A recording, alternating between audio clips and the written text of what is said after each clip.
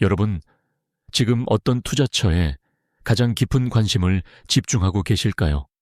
아마도 많은 분들이 삼성전자의 눈부신 성장세와 혁신적인 행보에 시선을 고정하고 계실 겁니다.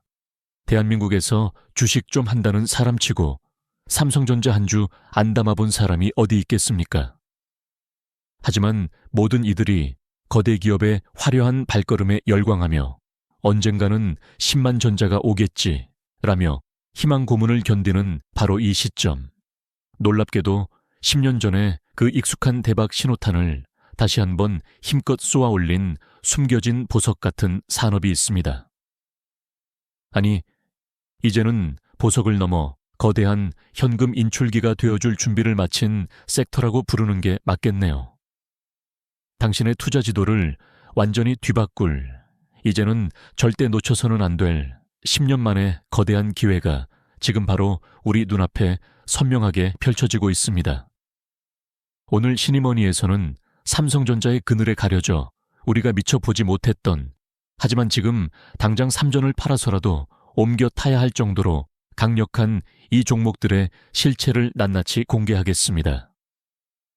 이 영상은 단순히 종목을 추천하는 것을 넘어 여러분의 노후 자산이 10년 뒤 어떻게 변해 있을지를 결정짓는 아주 중요한 전환점이 될 것입니다. 생각해보면 우리 주변에는 한때 미래를 이끌 핵심 동력으로 화려하게 조명받았지만 어느 순간 대중의 관심에서 멀어져 마치 잊혀진 존재처럼 침묵했던 산업들이 참 많습니다. 오늘 우리가 심층적으로 이야기할 이 특정 산업 분야, 바로 저 PBR의 반란이라 불리는 대한민국 금융주와 가치주 섹터도 다르지 않았습니다. 불과 10여 년 전만 해도 은행이나 증권, 보험주는 기술 혁신의 선두주자로 각광받으며 뜨거운 기대를 한 몸에 받았던 시기가 분명 존재했습니다. 하지만 그 이후로는 어떻습니까? 마치 거대한 그림자에 가려진 듯 시장의 외면을 받으며 길고 긴 침묵의 시간을 견뎌왔죠. 한때 활기 넘치던 객장들은 한산해졌고 사람들은 이 산업을 두고 성장이 멈춘 산업, 정부 규제에 묶여 배당도 제대로 못 주는 재미없는 주식으로 쉽게 치부했습니다.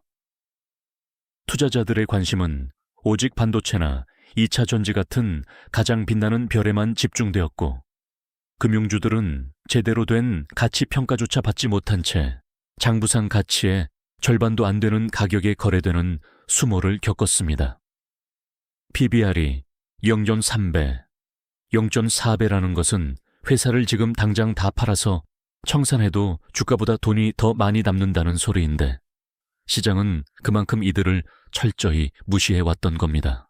그런데 말입니다. 역사는 때때로 놀랍도록 비슷한 패턴으로 반복되곤 한다는 사실을 우리는 여러 번 경험하지 않았습니까? 지금으로부터 딱 10년 전 일본 시장에서 벌어졌던 일을 기억하십니까? 당시 일본 증시는 지금의 우리처럼 극도의 저평가에 시달리며 잃어버린 30년을 보내고 있었습니다.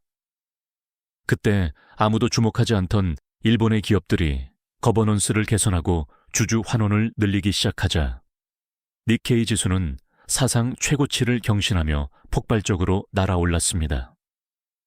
그리고 지금 2026년 3월 현재 놀랍게도 그 10년 전 일본의 성공 신화와 똑같은 신호들이 대한민국 금융주에서 감지되고 있습니다.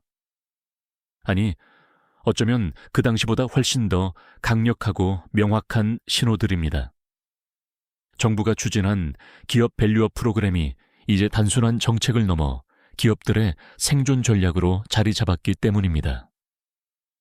과거 일본의 가파른 초기 상승 곡선과 현재 우리 금융주들에서 나타나는 외인들의 매수세가 기묘하게 겹쳐 보이는 수준입니다. 그저 우연의 일치일까요? 결코 그렇지 않습니다. 면밀히 살펴보면 단순한 기대감을 넘어선 정부의 강력한 정책 엔진이 이 산업의 잠재력을 다시 한번 깊이 있게 일깨우고 있습니다. 이제 금융주는 단순히 안전한 주식이 아닙니다. 자사주를 소각하고 분기 배당을 정기적으로 시행하며 주주들에게 돈을 돌려주지 않으면 시장에서 도태될 수 있다는 강력한 경고가 기업들을 움직이게 하고 있습니다. 이는 단순히 생산량만 늘리는 것이 아니라 주식의 질 자체를 한 단계 끌어올리는 혁명적인 변화라고 할 수 있죠. 뿐만 아니라 2026년 현재 전 세계 주요 기관 투자자들은 이제 대한민국을 넥스트 재팬으로 지목하며 전폭적인 자금 유입을 아끼지 않고 있습니다. 단순히 일시적인 테마를 넘어 세금 감면과 연구개발 인프라 구축에 버금가는 주주 친화 정책들이 다각적으로 펼쳐지고 있는 모습이죠. 이는 개별 기업의 노력만으로는 불가능한 거시적인 차원의 성장 발판이 마련되고 있다는 강력한 신호입니다.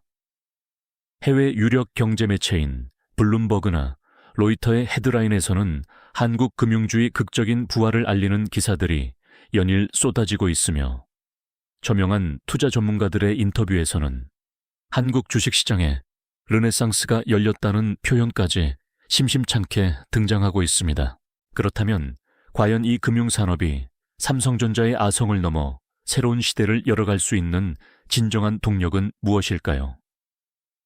단순히 과거의 대자비를 넘어 더욱 견고하고 지속가능한 성장을 이끌어낼 세 가지 핵심 동력을 지금부터 함께 깊이 있게 파헤쳐 보겠습니다. 첫 번째 핵심 동력은 바로 압도적인 자본력과 독점적 시장 지위입니다.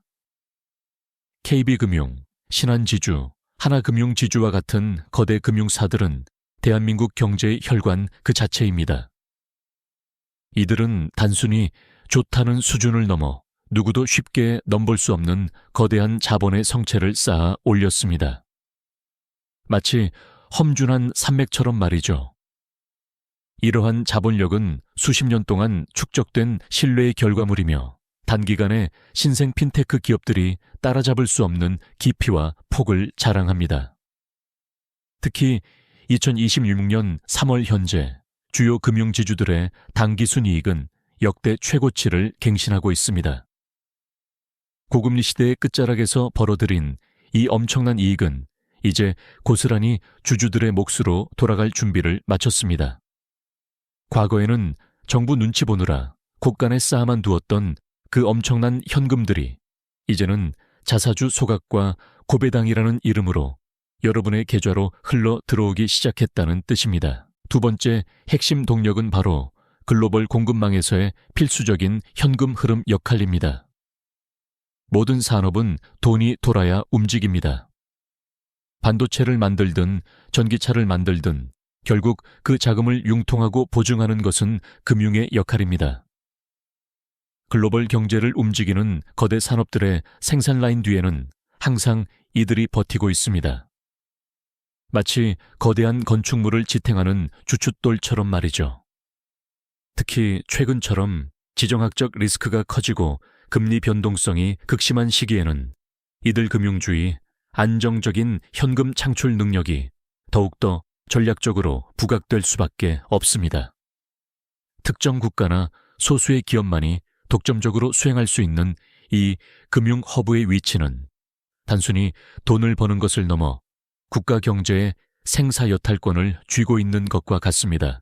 여기서 잠깐 실제 구체적인 숫자를 한번 들여다볼까요? 현재 KB금융의 경우 주주 환원율을 40% 이상으로 유지하며 매 분기마다 균등 배당을 실시하고 있습니다. 2026년 예상 배당 수익률만 하더라도 무려 7.2%에 달합니다. 여기에 자사주 매입 후 소각까지 합치면 실질적으로 주주에게 돌아가는 혜택은 연 10%가 넘습니다. 신한지주 역시 2026 밸류업 로드맵에 따라 주식수를 매년 5% 이상씩 줄여나가고 있죠. 이는 여러분이 가만히 앉아만 있어도 여러분이 가진 주식의 가치가 매년 5%씩 자동으로 올라간다는 뜻입니다. 하나금융지주는 어떻습니까?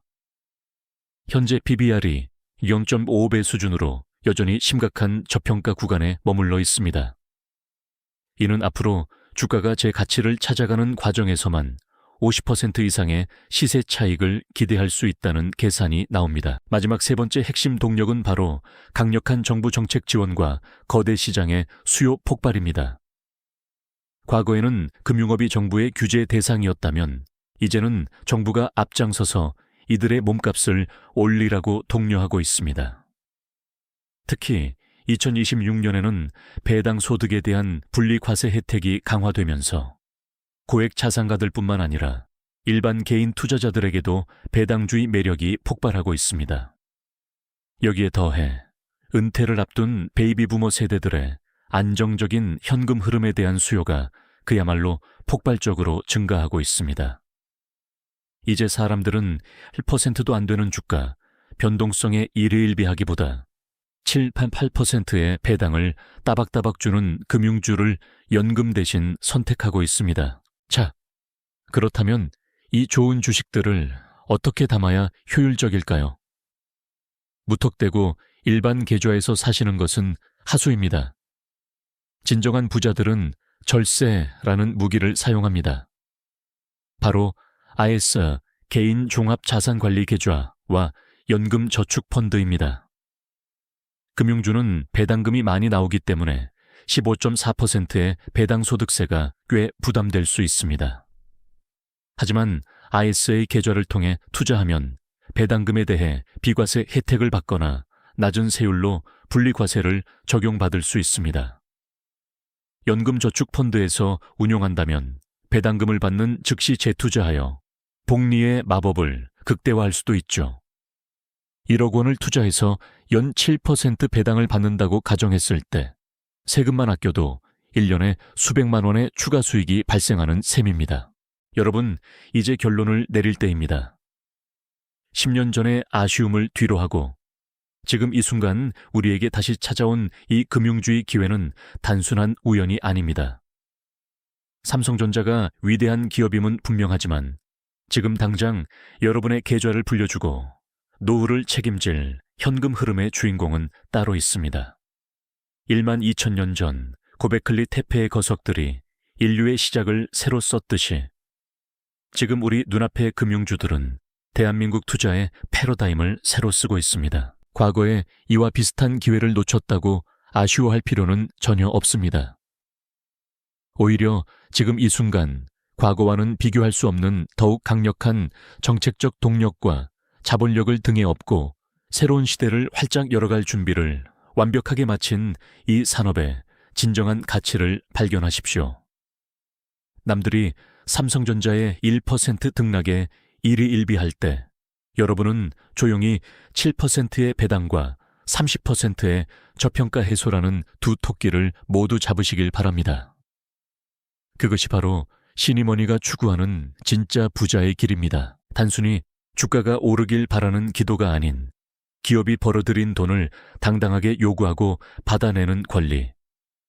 그것이 바로 진정한 주주 자본주의의 시작입니다. 2026년 3월, 지금 이 시점이 대한민국 금융주 역사에서 가장 찬란한 기록으로 남을 것임을 저는 확신합니다. 여러분의 선택이 10년 뒤 어떤 결과를 가져올지는 이미 정해져 있을지도 모릅니다. 이 영상이 여러분의 투자 지도에 명확한 나침반이 되었기를 바랍니다. 도움이 되셨다면 좋아요와 구독 부탁드립니다. 감사합니다.